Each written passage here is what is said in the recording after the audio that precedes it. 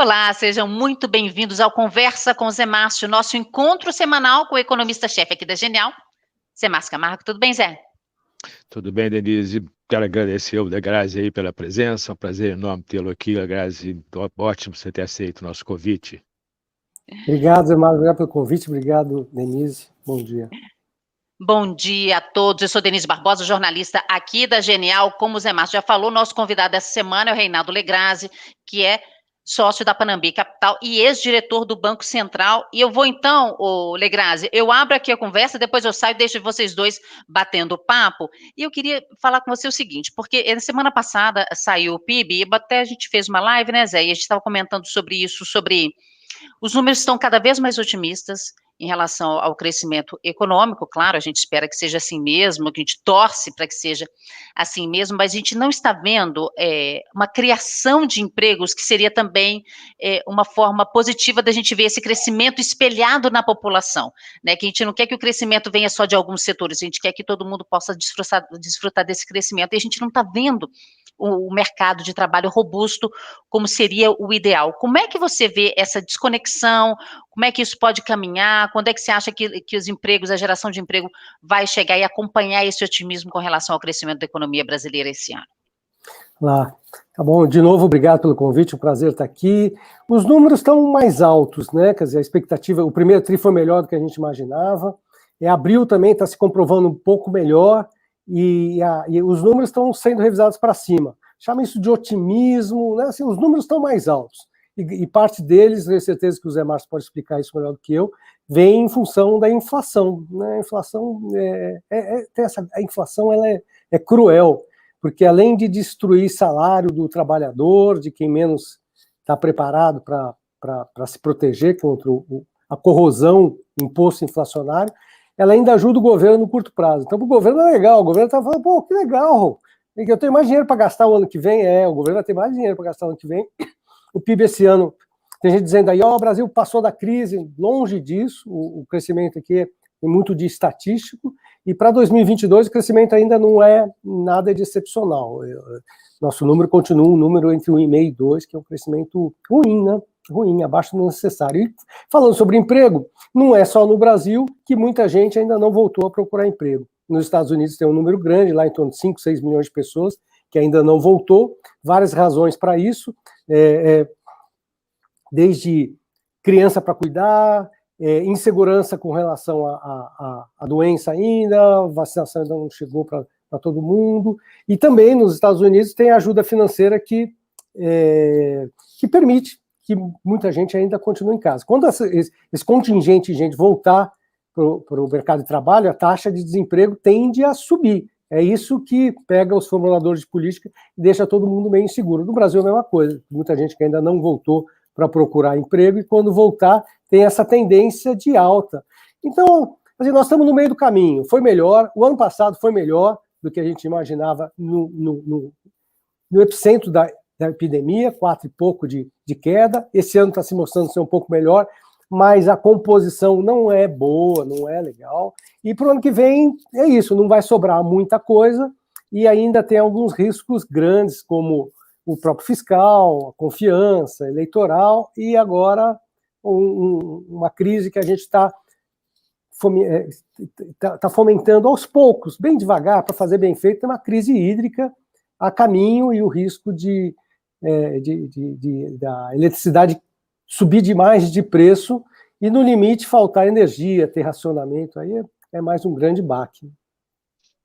Realmente, esse é um ponto importante, quer dizer, muita gente saiu do mercado de trabalho, a taxa de participação caiu de uma forma muito impressionante, tanto nos Estados Unidos, no mundo inteiro, na verdade, nos Estados Unidos, no Brasil você tem 6 milhões de pessoas fora da força de trabalho, a mais, fora da força de trabalho, e isso é um ponto que faz com que o efeito do crescimento pareça ser menos forte no mercado de trabalho do que no número per se.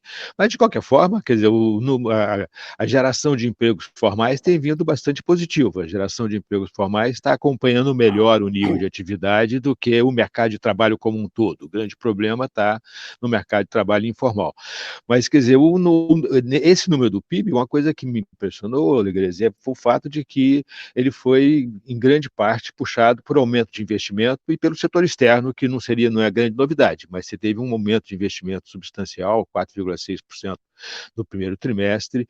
Isso pode estar refletindo aí alguma coisa mais estrutural do que assim, um problema conjuntural, né? Quer dizer, a minha avaliação, pelo menos, é que aparentemente, eu posso estar enganado, mas aparentemente o fato de que os investimentos tiveram um crescimento razoável no primeiro trimestre e o fato de que o programa de concessões do governo no primeiro trimestre tenha sido bastante bem sucedido, tá certo? É uma sinalização de que o conjunto de reformas que foram feitas aí ao longo dos últimos 5 anos, do qual você participou ativamente, tá certo? Mercado de crédito, ter o fim da TJLP, tá certo?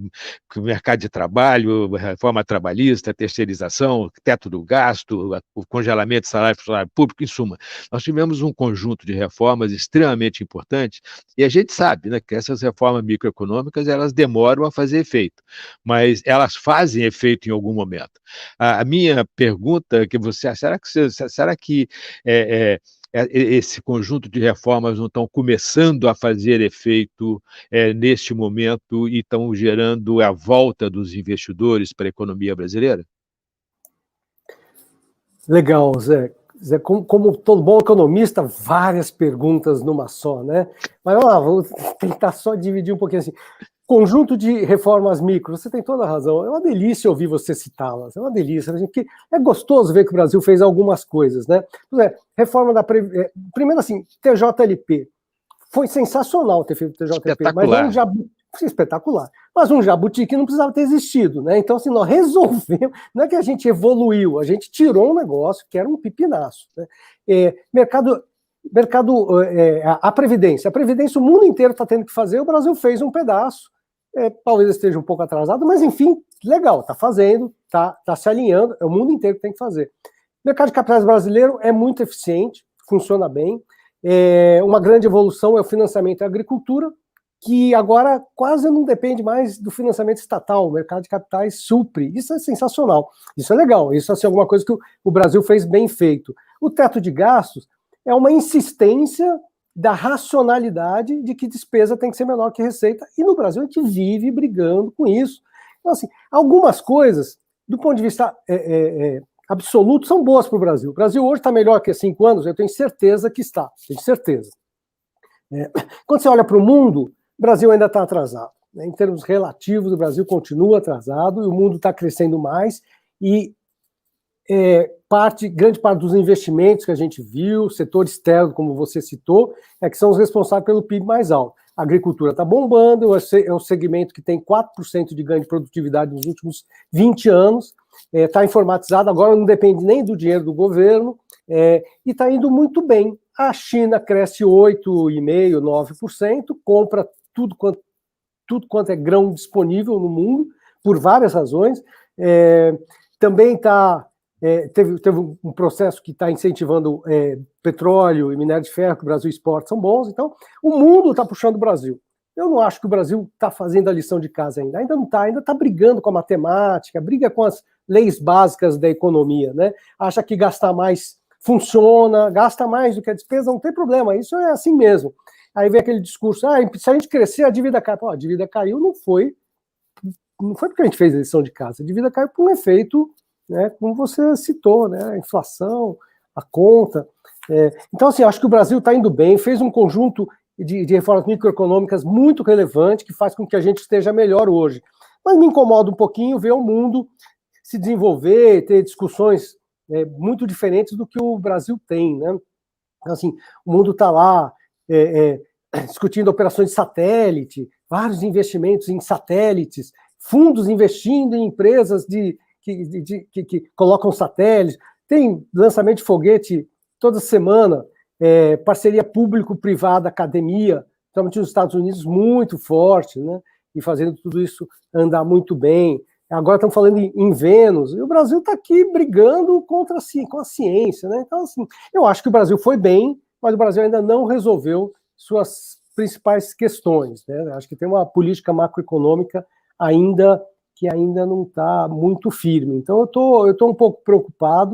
Acho que 2022 vai ser um ano duro, vai ser um ano difícil, com as questões, decisões políticas são relevantes, e num ano eleitoral vai ser difícil que isso avance muito. Quer dizer, na verdade, a gente tem que olhar, eu concordo com você, a gente está longe do ideal, tá certo? Mas a gente estava muito mais distante há 5, 6 anos atrás do que estamos agora, né? Quer dizer, há 5, 6 anos atrás a gente estava, aliás, é até mais complicado, né? Porque há 5, 6 anos atrás a gente estava caminhando na direção errada, a gente estava indo numa direção que ia levar o país para uma situação extremamente complicada, não tinha a menor dúvida disso. Agora, pelo menos, a gente está caminhando na direção certa. É lento? O Brasil é lento, tá certo? O Brasil faz as coisas devagar. Até me surpreende os últimos 5 anos. Os últimos 5 anos realmente é muito surpreendente, para mim, pelo menos. Eu não me lembro de nenhum momento em que a gente tenha feito um conjunto de reformas tão amplo em todos os mercados, né? Quer dizer, crédito, mercado de capitais em geral, mercado de trabalho, questão do déficit público, tá certo? Em todo lugar a gente mexeu na direção correta. Esse é que eu acho que é o ponto importante, que é uma diferença do Brasil hoje em relação ao Brasil de 2014, 2015, tá certo? Onde a gente estava caminhando na direção errada, né? Que a gente estava caminhando para trás, em vez de caminhar para frente, como aliás aconteceu entre 2006 e 2015, né? Quer dizer, esses 10 anos foram horrorosos para a economia brasileira, e a gente está pagando o preço ainda hoje, né? Então, acho que esse é um ponto importante. E, quer dizer, o grande problema, quer dizer, essa discussão, do meu ponto de vista, ela é importante porque ela vai determinar um pouco o comportamento da economia no futuro, né? Quer dizer, o que aconteceu na semana passada com o crescimento do PIB e a redução, e o superávit primário, né, que foi super importante, você ter o superávit nominal e o superávit primário do setor público, isso é uma tendência ou isso é um ponto fora da curva? Quer dizer, a gente estava lá no começo do ano, os analistas estavam com a previsão de dívida em torno de 91%, 92% do PIB. Desde a semana passada, quer dizer, as previsões de final de ano são de dívida em torno de 84%, 85%, 83% do PIB, ou seja, uma queda bastante significativa devido ao aumento do PIB e à redução de gastos. Eu acho que a gente não deve desconsiderar a redução de gastos, quer dizer, porque provavelmente vai ser a primeira vez desde a redemocratização que durante um período de governo, o presidente vai começar com um gasto com um funcionário público maior do que vai acabar esse período de governo. Vai ser a primeira vez que isso vai provavelmente acontecer, se tudo que está aí no pipeline realmente for cumprido. O que é um ganho espetacular, quer dizer, desde 85 que a gente só tem aumento de gasto público todos os anos, tá certo? É impressionante, o Brasil como você disse, a gente está sempre achando que aumentar gasto público resolve o problema do país, e está sempre dando errado, tá certo? Então, eu acho que isso são coisas, quer dizer, que eu acho que meio que fica escondido, dado o tamanho do ruído político que é gerado na economia, na sociedade brasileira, que está sendo gerado aí, quer dizer, mas que eu acho que é um dado positivo. Agora, o ponto importante aqui, quer dizer, que eu queria que você comentasse um pouco, isso que nós vimos a semana passada é um ponto fora da curva, ou a gente pode considerar isso início de um movimento numa direção mais benéfica para a economia brasileira? Eu estou um pouco desconfiado, mas só retomando o teu ponto anterior, é interessante como o Brasil tem umas ondas positivas, né?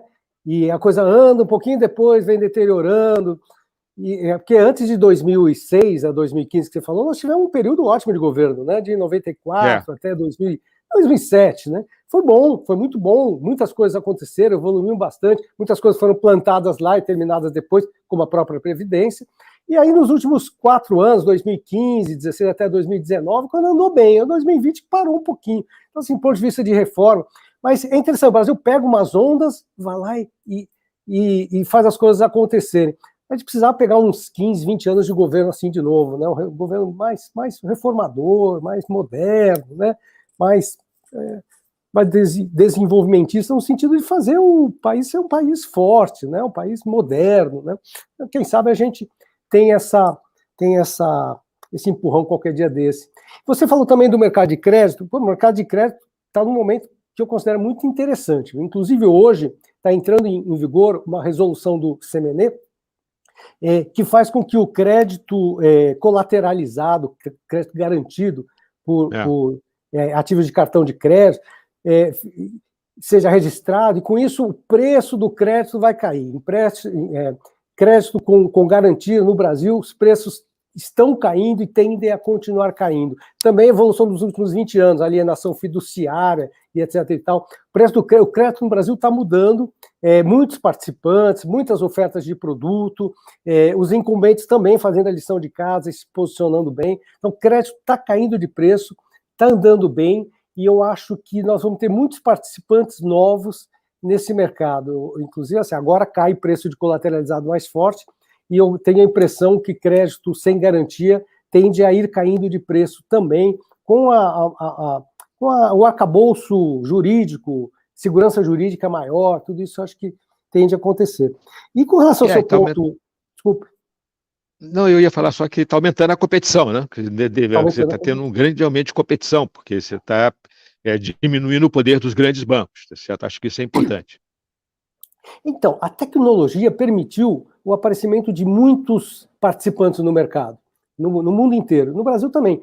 E são participantes que usam a tecnologia para chegar no cliente de uma maneira remota, mais fácil. Com isso, o custo de aquisição do cliente está mais baixo e esse pessoal está participando. Junto com isso, a regulação veio vendo o que estava acontecendo e criando as condições para que essa participação de novos ofertadores de produto cresça. É interessante, a regulação, em alguns casos, ela vem posterior, vem em paralelo, em alguns ela vem um pouco antes. No caso do Pix, por exemplo, o Banco Central veio um pouco antes, viu o que estava acontecendo no mundo, no Brasil, o pagamento remoto estava patinando, não andava, aí o BC e o governo como um todo colocou em prática a regulação para um pagamento instantâneo. No caso de crédito, também, aí tem um pouco de cada um. No caso de pagamentos, que foi uma revolução dos últimos 5, 6 anos, o mercado de pagamento veio na frente, a regulação veio depois, falou, é para lá que nós estamos indo, nós precisamos dessa regulação. Agora, crédito também, o mercado está indo, a regulação está vindo e falando assim, opa, peraí, deixa eu criar as condições aqui. Então, as registradoras já é uma ideia de anos, tem quase 10 anos, agora estão sendo colocadas em prática, vão reduzir o custo do crédito, e isso vai ser muito legal. Depois a gente vai ter também, provavelmente, regulação das moedas, né? Hoje nós estamos num mundo está tendo um volume de moedas privadas muito grande, provavelmente a regulação vai vir em algum momento também, e também esse é um outro exemplo, de quando o mercado vem primeiro, a regulação vem depois. Alguns casos a regulação vem antes, alguns a regulação vem depois. Então, muita coisa acontecendo. O Brasil precisa surfar essa onda positiva, tecnológica, de facilidade, de barateamento dos custos com os ganhos de escala. O Brasil precisa participar desse jogo. No caso do crédito, pagamento, financeiro, isso está acontecendo. O setor de varejo está entrando no segmento financeiro. Hoje você faz uma compra numa loja e o financiamento já está todo embutido, etc. e tal. Essa questão dos recebíveis é fundamental, né? Essa norma do Conselho Monetário Nacional que está entrando em vigor hoje é super importante, principalmente para pequena e média empresa, né? Quer dizer, que tem menos garantia de crédito, a grande empresa já tem mais garantia de crédito. As pequenas e médias empresas têm lá só os seus recebíveis que não eram registrados, não poderiam ser utilizados como colateral, agora pode. Eu acho que isso vai aumentar muito, você tem razão, o crédito para pequenas e médias empresas. Você falou aí das moedas privadas, como é que você está vendo a evolução dessa questão das criptomoedas? Como é que você imagina que isso vai caminhar ao longo do tempo agora, que está ganhando velocidade, né? Quer dizer, claramente esse processo está ganhando velocidade. Você acha que essas moedas vão substituir as moedas oficiais?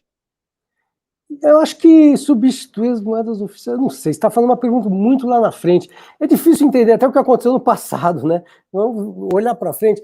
Eu diria o seguinte, do jeito que as moedas privadas, eletrônicas privadas, conquistaram um espaço no mercado, tenho a impressão que elas vão manter, né? Não é uma coisa que vai desaparecer daqui a pouco, vão manter. Se ela é mais asset, se ela é mais ações, mais equities, se ela é mais moeda, se ela é mais equity, se ela é reserva de valor, eu não sei direito.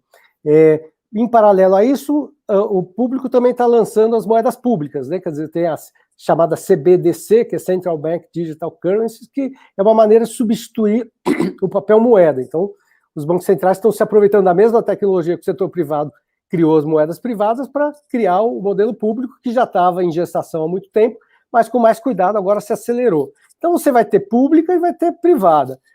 O mundo com muitas moedas privadas existiu há uns 200 anos, depois veio a regulação e isso mudou, né? Porque tem uma questão de confiança. Você tem uma moeda privada, contra quem, né? Você vai buscar o valor aonde, né? E eu acho que... Então, eu acho assim, o espaço para essas moedas existe, acho que o espaço conquistado já está dado.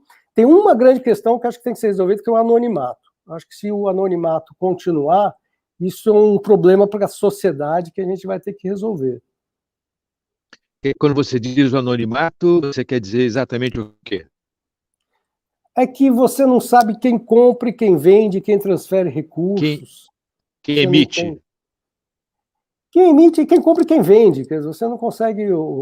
Hoje, uma das grandes questões das últimas muitas décadas é o tal do conheça o seu cliente, né? O know your customer. E quem é que está transacionando o volume de dinheiro? Isso é uma maneira de você evitar terrorismo, lavagem de dinheiro. Então, isso acho que é uma questão... E isso é em função do anonimato. Acho que se resolver a questão do anonimato, as outras questões das moedas são todas resolvíveis. Mas a questão do anonimato eu acho que é relevante, senão é um passo para trás. Eu entendo que aí seria um passo para trás. Certo. Não, deixa eu voltar a um assunto que você chamou a atenção ali atrás, que eu acho que é importante. A gente está vivendo um período de aceleração da inflação bastante importante no mundo de modo geral, não é só no Brasil não, mas no Brasil certamente tem muito a ver com o aumento de preço de commodities, com o aumento da demanda por commodities na retomada, tá certo? Acho que você chamou a atenção para o fato de que isso favorece, né, o desempenho da economia brasileira. Na verdade, o PIB nominal esse ano pode crescer 2 dígitos. Há muito tempo que isso não acontece, sendo que mais da metade se deve exatamente à inflação, tá certo? Então, isso aí é um ponto importante, quer dizer, ajuda, mas ajuda no curto prazo e prejudica no longo prazo. Qual é a sua qual é a sua previsão de inflação? Como é que você está vendo aí a política monetária nesse contexto? Então, falando sobre o mundo primeiro, até porque a Yellen ontem falou que a taxa de juros positiva, a taxa de juros subir seria bom, e até no texto dela, se não me engano, ela falou mais que isso também, ela falou um pouco de que inflação subindo. O que os formuladores de política econômica no mundo querem é um pouco mais de inflação no mundo e taxa de juros positiva. E a gente volta para aquele mundo que a gente existia, em que gestor de recursos, gestor de fundo de pensão, investe dinheiro, aplica o dinheiro para retirar mais. Hoje você aplica para retirar menos. Né? É um difícil de entender, né? Difícil de explicar. Então, é importante que a inflação no mundo volte de uma maneira ordenada, se possível, taxa de juros subindo também. É isso que todo mundo quer. E Ellen falou isso ontem. Estados Unidos é potente, é rico, é dinâmico, fez pacotes fiscais e monetários impensáveis, está fazendo, e vai levar a inflação pelas nossas contas para uns 3,5% esse ano, né, por aí, pode ser um pouco mais, um pouco menos, mas eles apostam que depois cai, principalmente em função do emprego que nós falamos agora há pouco. O emprego vai ter mais oferta de mão de obra e a taxa poderia voltar. Vê bem, existe um trauma com os formuladores de política dos últimos 12 anos, que a inflação não subiu e a atividade também voo de galinha. O pessoal está querendo ter mais segurança antes de interromper esse movimento. Então, acho que para a inflação global tem um movimento de alta e insegurança se ela vai se manter ou se ela cai com força novamente e traz atividade econômica. Os formuladores internacionais estão correndo o risco de deixar a inflação subir mais do que deveria, mas para garantir que ela não caia forte e com isso traga atividade econômica. Isso é importante no mundo. E no Brasil... commodity subiu muito bem, que é excelente para contas externas. O real deveria ter se valorizado para compensar esse movimento, e com isso a inflação teria ficado baixa, em função dos problemas de política econômica doméstico, o real não valorizou e a inflação bombou, né? Nós estamos vendo a inflação aí de 5,5% para esse ano, alguma coisa assim, inflação bastante alta. E a política econômica, a política monetária, a taxa de juros no Brasil, acho que o BC começou forte, com 75 bips, se mostrou acertado, deve levar essa taxa de juros, pela nossa conta aqui, para uns 6,5% no final desse ano, alguma coisa assim. Acho que o risco é ser um pouco mais alto, mas, em compensação, ele consegue ancorar a taxa para 2022. Acho que a inflação para 2022 está sob controle. Se não for 3,5%, 3,8%, tem as bandeiras que podem fazer um jogo muito relevante nesse ponto, mas eu acho que a política monetária agora, o Banco Central sentou no banco do motorista novamente e está em condições de retomar o controle, sim, porque esse ano 2021 foi muito ruim, né? Foi muito ruim, nós vamos estourar a meta. Na verdade, 2020 já foi acima da meta e 2021 também vai ser acima da meta, tá certo? Quer dizer, eu acho que esse é um ponto importante e é possível até que 2021 seja acima do teto do intervalo de metas, tá certo? Existe essa chance aí, dependendo do que acontecer ao longo do ano. Mas eu concordo com você, nós também estamos aqui com uma previsão de Selic a 6,5% no final do ano, quer dizer, nossa expectativa é que depende muito das expectativas para a inflação, quer dizer, o que está nos preocupando é o fato de que a média das expectativas para 2022 já está bem acima da mediana das expectativas, que por sua vez está acima da meta, o que significa que a distribuição tem uma cauda lá do lado direito bastante significativa, né? E essa cauda aparentemente está aumentando. Essa é a nossa preocupação, quer dizer, eu acho que isso é que deve estar gerando essa avaliação do Banco Central, que é importante caminhar mais rápido do que estava se esperando. Certo, mas nós estamos de acordo. Eu acho que com essa política monetária, com essa mudança na política monetária, o mais provável é que o Banco Central consiga controlar as expectativas de inflação eventualmente e chegar em 2022 com uma taxa de inflação já, se não em cima da meta, pelo menos muito mais próximo do que em 2020, tá certo? E em 2021. Então, acho que nesse sentido a gente tem um cenário bastante parecido com o seu. Se a gente comparar os dois cenários, que acho que a gente está um pouco mais otimista em relação à atividade, mas tem um cenário similar no que se refere à inflação. Denise já chegou ali para me dizer que chegou a hora, tá certo? Passa rápido essas conversas, porque como a gente, tá certo, essa conversa mais informal está difícil, acaba quando você consegue fazer uma conversa informal, vai passando muito rápido, os assuntos vão saindo rapidamente, tá certo? Maravilha, queria muito... Quero te agradecer, foi um grande prazer ter você aqui, tá certo? Vamos ver se a gente repete essa conversa aí outras vezes, tá? Legal. Muito obrigado. Legal, Denise. Zé Márcio, obrigado, Denise, é um prazer estar aqui, quando você quiser, Zé Márcio. Foi ótimo. Obrigado pelos insights. Um abração. Obrigada, Reinaldo Legrazzi, José Márcio Camargo. A você de casa, muitíssimo obrigada. Deixe seu like, compartilhe com seus amigos, deixe seus comentários aqui embaixo também. Vamos participar, vamos movimentar o debate político-econômico aqui no Brasil para ver se a gente deslancha logo com segurança para a economia do Brasil voltar a crescer e também voltar à geração de empregos e renda para todo mundo. Então, mais uma vez, Zé, Reinaldo, super obrigada, um beijo e até a próxima. Tchau, tchau. Beijo, obrigado, um abraço.